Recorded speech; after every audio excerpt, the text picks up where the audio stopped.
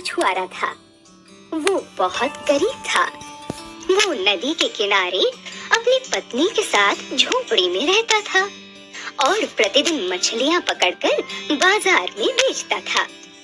एक दिन उस मछुआरे ने नदी में जाल डाला तो उसमें एक बहुत बड़ी और सुंदर मछली फंस गई। जब वो जाल में फंसी हुई मछली को पानी से बाहर निकालने लगा तो उस मछली ने कहा, मैं मछली नहीं हूँ, मैं एक जल परी हूँ।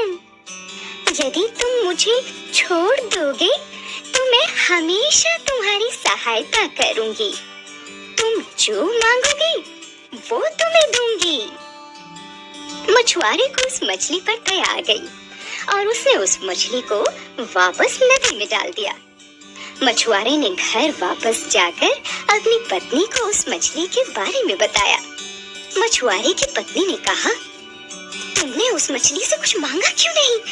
तुम अभी वापस जाओ और उस मछली से मकान मांगो। मछुआरा नदी पर गया।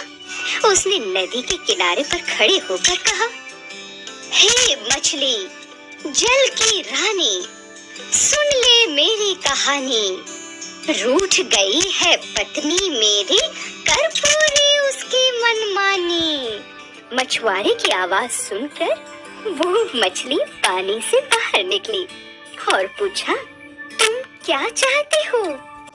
मछुआरे ने कहा, हे जलपरी, मेरी पत्नी एक सुंदर घर चाहती है। रूठ गई है पत्नी मेरी, कर पूरी उसकी मनमानी।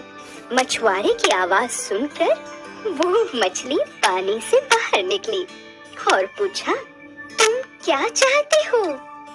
मछुआरे ने कहा, हे जलपरी, मेरी पत्नी एक सुंदर घर चाहती है। मछली ने कहा, ठीक है, तुम्हारी ये इच्छा पूरी हो जाएगी। इतना कहकर वो पानी में वापस चली गई। जब मछुआरा अपनी झोपड़ी की तरफ वापस लौटा तो उसने झोपड़ी की जगह एक सुंदर मकान देखा। मछुआरे की पत्नी थोड़े दिन तो बहुत खुश रही, लेकिन फिर उदास रहने लगी। एक दिन उसने उदास होकर अपने पति से कहा, तुम उस मछली से कहो कि ये मकान बहुत छोटा है। मेरी पत्नी बड़े मकान में रहना चाहती है। मछुआरा अपनी पत्नी की इच्छा पूरी करने के लिए फिर नदी पर गया और किनारे पर खड़े होकर फिर उसी तरह मछली को बुलाया, हे मछली जल की रानी, सुन ले मेरी कहानी। रूठ गई है पत्नी मेरी, कर पूरी उसकी मनमानी।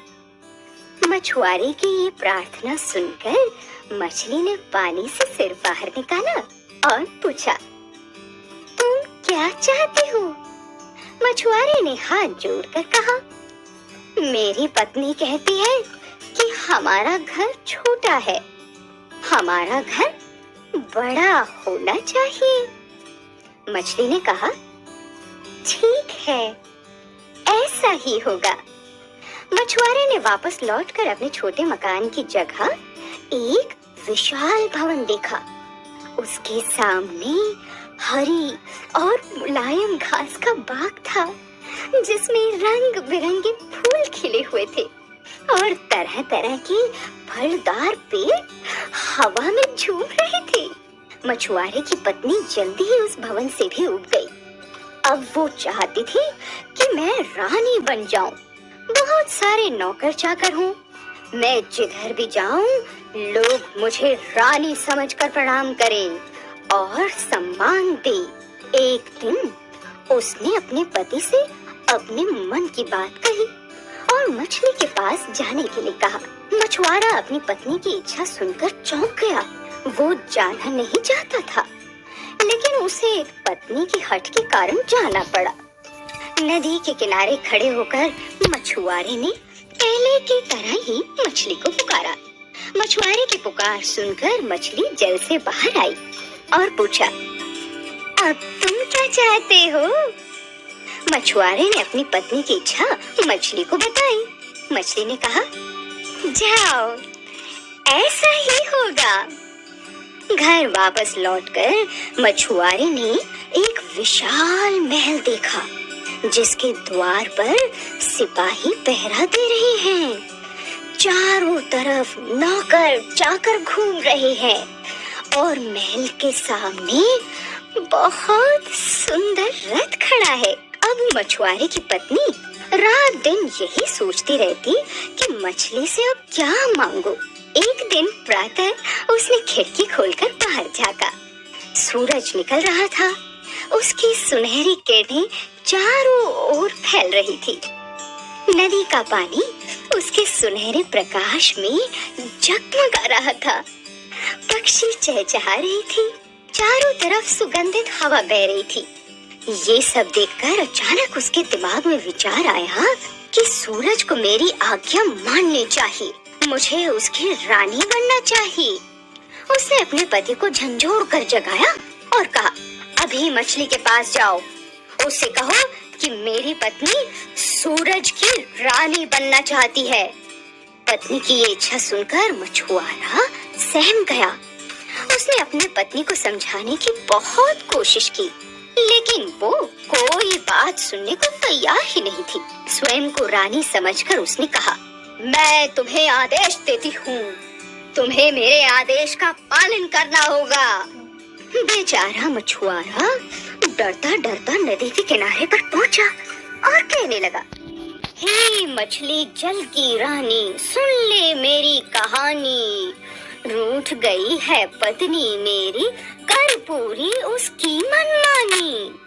मछली ने सिर पानी से बाहर निकाला और बोली, अब तुम्हारी पत्नी क्या चाहती है?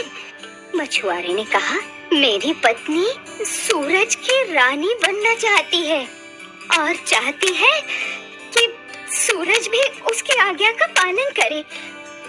ये सुनकर मछली को बहुत गुस्सा आया। क्रोधित होते हुए बोली, तुम्हारी पत्नी की इच्छाएं बढ़ती जा रही हैं। वो ये भी सोचना भूल गई है कि क्या मांगना चाहिए और क्या नहीं।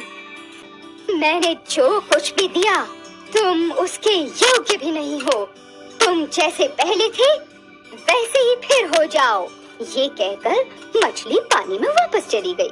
मछुआरा शर्म से सिर झुकाए घर की ओर वापस लौटा। उसने देखा उसका महल, नौकर चाकर, बाग बगीचे सब लोप हो चुके थे और उसकी पत्नी फटे पुराने कपड़े पहने हुए झोंपड़ी में झाड़ू लगा रही है।